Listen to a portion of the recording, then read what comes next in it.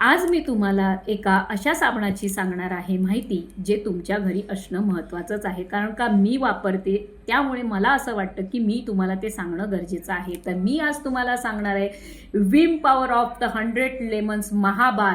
तुम्हाला मी सांगते माझी भांडी यूज करण्यासाठी धुण्यासाठी मी विम पॉवर ऑफ 100 लेमन महाबारचा साबणच यूज करते भांडी घासण्यासाठी।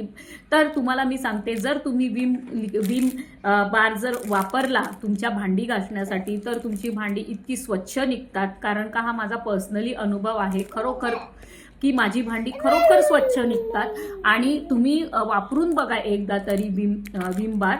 मी दुसरे पण प्रोडक्ट आहेत त्याच्याबद्दलही माहिती सांगणारच आहे, पण स्पेशली मी हा विम बारच वापरते माझ्या घरी।